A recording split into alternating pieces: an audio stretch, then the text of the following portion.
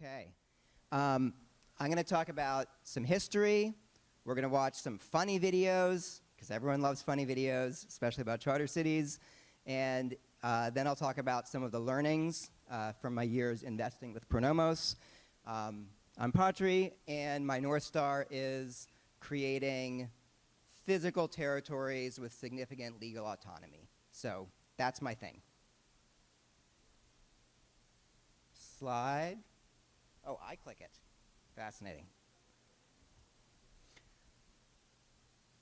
All right. So how I got into this stuff. After college, I realized that I was really dissatisfied with my home country of the US, and there was two main reasons for this, which I think come up when we're evaluating any jurisdiction. So one of them was a values misalignment. I'm a libertarian. Libertarians are a minority, and in a democracy, the minority loses. And so I kind of didn't like that. I didn't like being part of a government that fought wars I didn't want to fight and locked people in jail for what plants they ate. Just, it didn't feel good, right? I want to be part of a society that fits my values. And the other issue was just what is the quality of service that I get from this organization? I can go into a mall and go to whatever, a T-Mobile kiosk or a Claire's ear piercing and get way better customer service than I get from the DMV. And I was all right, this is weird. It's the industry is so big and yet it's so bad. So government, if we think of government as an industry, which is one of my things, it's the largest sector of the global economy. The most percentage of our dollars get spent by governments. But it's really, really crappy. The largest company loses massive amounts of money. The worst companies kill their own citizens, as we saw in the 20th century. It's the largest industry and it performs the worst. And that seems like a big problem. This reminds me of the classic libertarian joke, which says that if you could print all the money you wanted and steal all the money you wanted, couldn't you stay out of debt? Wow, that's what slide's supposed to look like. So I started kind of exploring this puzzle in the early 2000s. Why is it that most industries are constantly innovating and improving, while most governments barely innovate, and in fact, in many cases, they get worse over time? And kind of my core model is to drop the morality and the philosophy, which are so compelling and are relevant, but can also narrow our vision, and instead just look at government as an industry and say well, what are the characteristics of this industry and what kind of industry will it create? And what we see is that it's an industry where the firms are massive, only the largest companies are bigger than the smallest countries. We know big things tend to coordinate worse and work more poorly. The cost of switching is very high, right? It's so much harder to switch countries than it is to switch other things. I mean, even a house, which is a hell of a lot of work, because you got to change the house to change the country, plus change a bunch of other things. So high cost of switching. And then the third is the barrier to entry. How hard is it for somebody to come into the industry and compete? And the barrier to entry is insane. Now, it's lower now with this charter city concept. It's still really high. But 25 years ago, it was it's insane. There's not a clear defined process for starting a new country. It's all a series of one-offs, and it's super, super hard. And so from this angle, it's we have the puzzle. Why is the largest industry the worst? And the answer is well, look at the structure of the industry. It doesn't matter what the industry is. If it has huge costs to switching and insane costs to start a new firm and compete, it's probably going to be terrible. It's probably not going to innovate, and it's probably not going to make its customers happy. And so this view also suggests an answer, which is that we can push on these levers, increase the degree of competition. And the lever I kind of focused on, I just felt the entry was a lot more important than the cost of switching, and all kinds of other things like the trend to remote work are already decreasing the cost of switching. And so I was okay, this barrier to entry, this is the thing. How can we make it so that people can start new jurisdictions? And so the kind of my V1, I've had a V1 and a V2. My V1 was seasteading. And not because like you can do whatever you want in the high seas. That's not true. But because the rule for the high seas is that because ships are mobile, you register with a country, you fly their flag, and you're kind of like a floating embassy. When you're out past 12 nautical miles, what happens on the ship is primarily governed by the laws of the flagging nation. And the exceptions are mainly about resources, right? You can't fish, you can't oil, like that is owned by the physically closest, but what happens on the ship is actually this kind of franchised sovereignty where the cost of switching is low. You can change your flag registration year by year, and you can work with any country in the world. So it was like, all right, what if that was the way we did it? Like, what if you could create new cities on the ocean and experiment with different systems? So the first thing I suggested was a pop-up. I was like, I'd gone to Burning Man, and I was like, well, no one's going to go live in a new country with new laws unless they've gone and tried it out. So what if we went to international waters and like signed on to some contractual society and like lived it for a week as our vacation? So I proposed that. I'll show you videos from the real thing later. Started the Seasteading Institute. I wrote a book on seasteading, got funding from Peter Thiel to start the Seasteading Institute. And it was incredible getting this idea of like, we should start new countries out.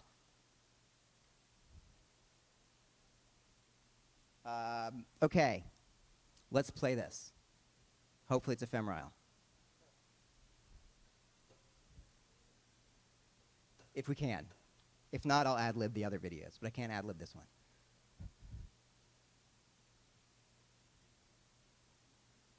So this was an early year of ephemeral. This is like drone footage. So we actually started out, because international waters is hard and expensive, we started in the inland waters of the Sacramento Delta in the California Bay Area with an idea that we would move over time from like the inland waters to the bay to the coast offshore. We've run like 16 or 17 of these every year, and it's still in the same place because the ocean is hard. But it's really fun. Play this. So this is an example of fun things that the participants made. This is the human catapult launcher, which was a lot of fun, although we ended up stopping it after 3 years in a row of emergency room visits. Frontier space. Now, the issue with seasteading is that the ocean is really expensive, it's challenging, and it's remote.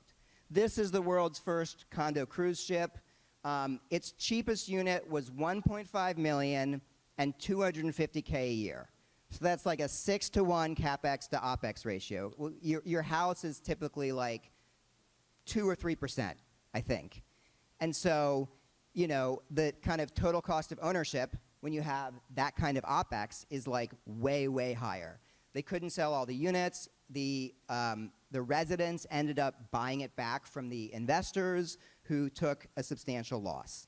And with ephemeral, like it turns out you're not allowed to do ephemeral in the bay because you can't anchor in one place for more than 3 days, because it's California. We've got like barges and anchoring and stuff for the inland waters pretty set, but like we are not even, like handling difficult waters we can't do. Like that said, I have plans in the next few years to do an ephemeral in the Caribbean, probably, in the like Miami, Bahamas areas where we'll finally do our first like international ephemeral, someplace sailing distance from the US. So as a result, seasteading was amazing as a meme. It was an awesome meme. I got a shelf full of books that people have written. There's games, like there's a tile in Civilization 6. Like, it was great. Let's play. I consider this the peak meme moment of seasteading when the Colbert Report did a segment making fun of us. If we can play the video. Oh, wait. Back. Oh. It could be, maybe it's broke. That's fine. Okay, I'll give the... So Stephen Colbert says, finally a haven as connected to land as libertarians are to reality. Which I think is a great is a great line. And, I think he wasn't all wrong. Like, I started working, my business partner and I at the Institute started working to work on a medical tourism cruise ship because we felt like it really needed a business. And then the Honduras program was announced. I'll talk more about that later. And we started working with Honduras back in 2011. This Honduras is what changed me from the V1 of seasteading to the V2 of these charter cities. All right, let's play this. Oh, we don't have the sound. Okay, I'll do my. Okay, listen up, morons. We need to experiment with rules, but we really need to experiment with the rules for changing the rules, right? So this is economist Paul Romer came up with this idea of charter cities as a tool for economic development and a way to experiment with new rules.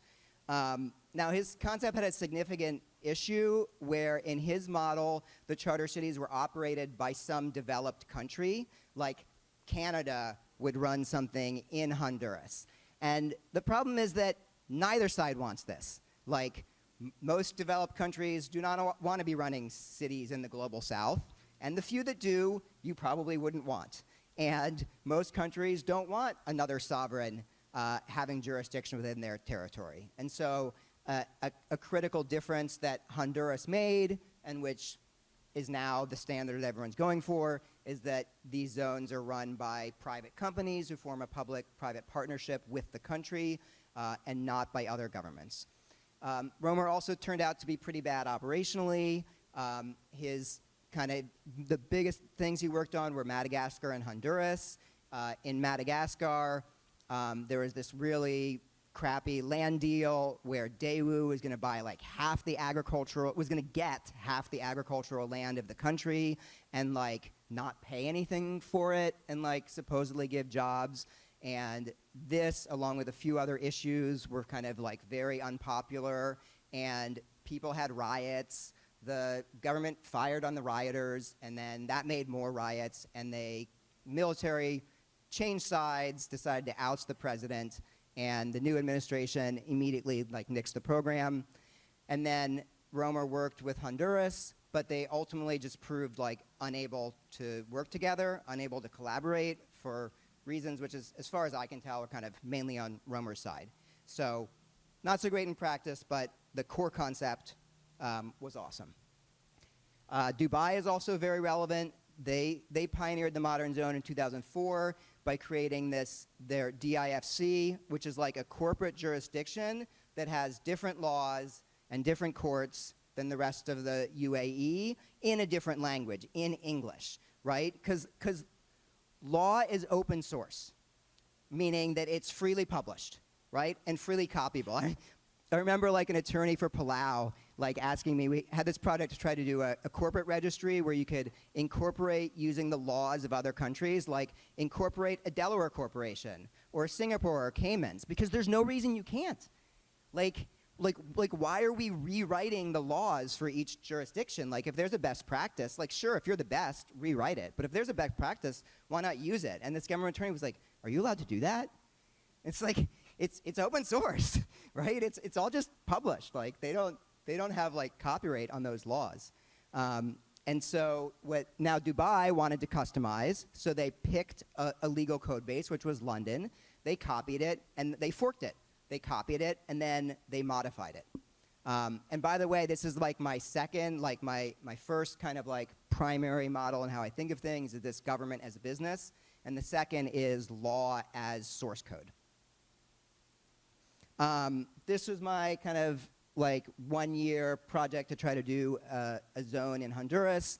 But after a year, it became clear that like it was just way too early. Like they changed their constitution, but there was no budget. The program wasn't spec'd out. It was clear that it was just going to take years. Meanwhile, Bitcoin started making money for people who believe in private, decentralized alternatives to the nation state. And these are people who are highly, highly values aligned, as I'm sure like many of you are in that overlap. And this has been kind of a big tailwind for this space. And obviously, then Prospera opened. They got approvals in 2017. They opened the beta building in 2020. And like suddenly this stuff was real, and thanks to, brilliant people like Octavio and others in the Honduran government who created this program themselves, we have Prospera. And as, Nicholas mentioned, Prospera is now like the #1 question I get, especially from investors, is like, but won't the government just come and take your stuff and change their mind? And there are legal mechanisms to prevent that, which Prospera used, and it worked. And so this is, I think, an immediate tailwind that's brand new, is that Prospera survived those 4 years of a hostile administration, and now they have a friendly administration, and it's like the #1 worry that people have, like Prospera has shown that we can survive. So I started a fund called Pronomos Capital in 2019, made 10 investments over 5 years to invest in these, in my North Star of cities that write their own laws. Got some awesome backers, some of whom have been, Naval, Joe, and Balaji have all been here. Invested in a bunch of companies, and this is not going to have audio. Okay, this is when things actually got real for me after like 20 years of working on this stuff. I understand that some of the services, procedures, and products offered by GARM have not been evaluated, tested, or approved by the United States Food and Drug Administration. That's why I'm here. But when you're injecting experimental gene therapy in your body, not under the FDA, it's like, okay, this is real. This is not PowerPoint and theories anymore. Also, I've had the Lumina probiotic, and I had a chip put in my hand that unlocks my Tesla and has my business card on it.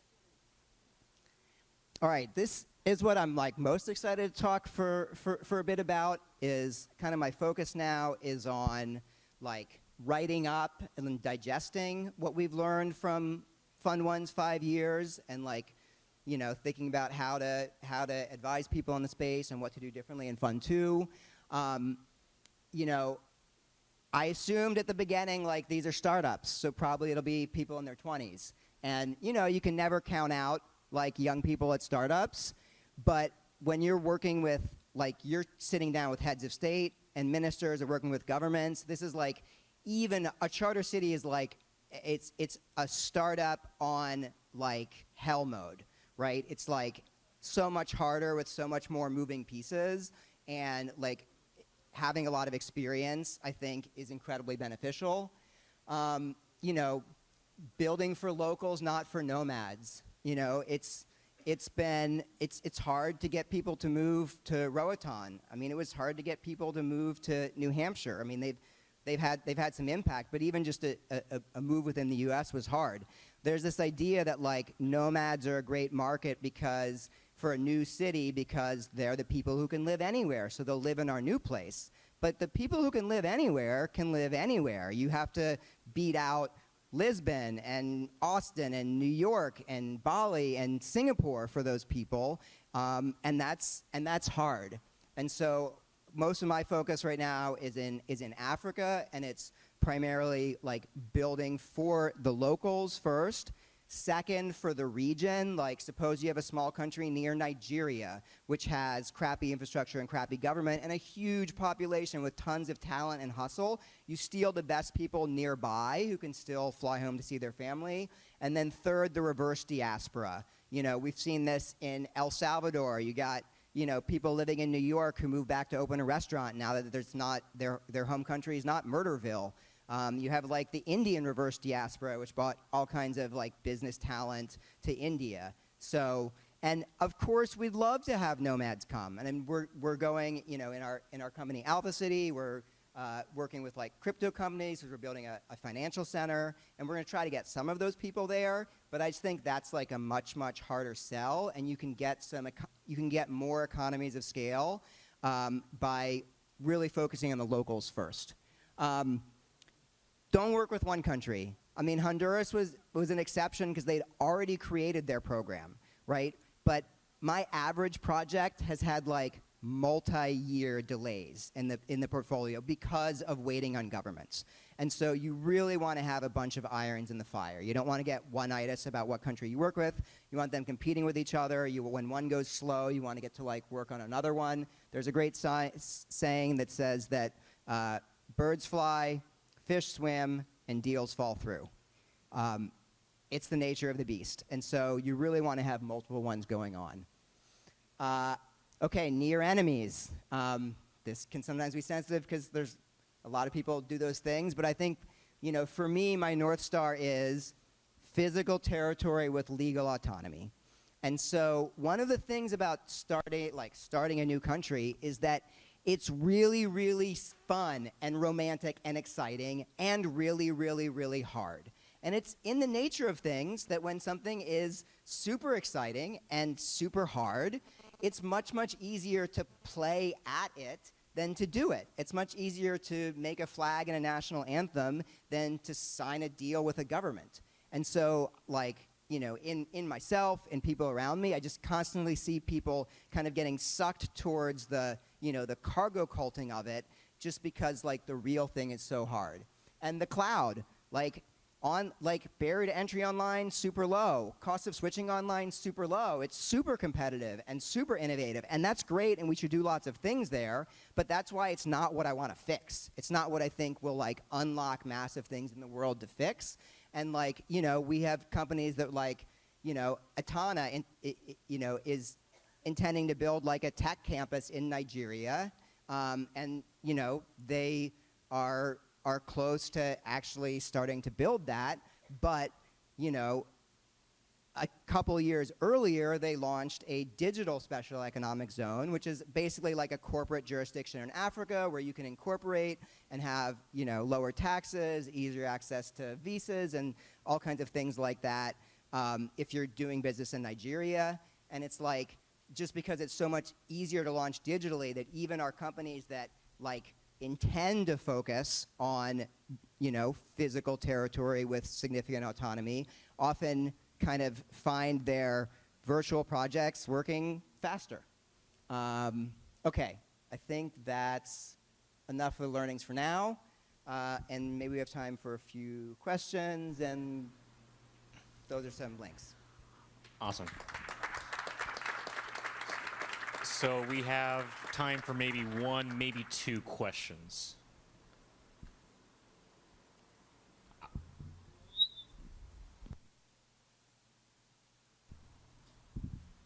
Thanks, Patri. Sea studying is awesome, but have you thought about or done some work on when it's easier to go to other planets, actually create cities and countries in there?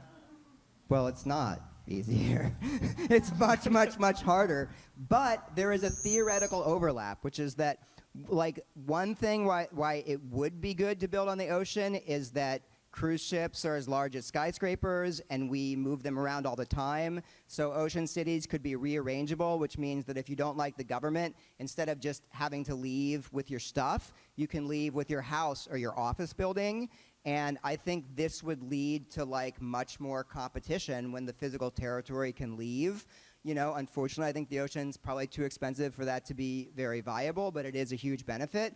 And in space, the cost of moving large things is even less. So I do think that space, theoretically, is a good, physical fundament for civilization and effective government because you can rearrange, the actual buildings in the space, but it's way, way too expensive now. Hi, Patri. Thanks. That was really interesting. Just over here. I was wondering, do you think that physical geographic territory or physical territory is a prerequisite? Can you have something that's entirely digital in a digital space? What is the something? We have all kinds of things in a digital space, but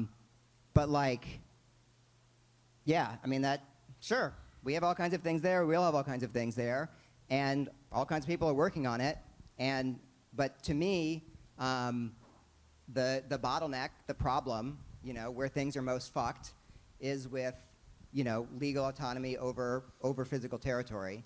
And government, even as we transition more stuff digitally, like governments are just going to even harder clamp down using the fact that you have a physical body to control you. And so I think the degree, it's still worth doing, but the degree of freedom you can get, it's kind of limited. And, you know, like Thomas presented, we're going to see some crises of trying to block people from leaving and wealth taxes and stuff. So I think it's just essential to have physical territory too, because we're made of meat. So we got time for one more question, Patri, right over here. So Patrick, you started talking about the profile of founders you're backing and what you see it works. I think you're one of the most experienced because it's still very early days of backing those founders. What are you seeing other than just age that are trails that you're looking that are working? And just comparing to startups, when we started investing, we didn't know who to allocate. Like, so what's the ideal founders you're looking for? Yeah, I mean, my sample size is really small, but what I'm seeing is like,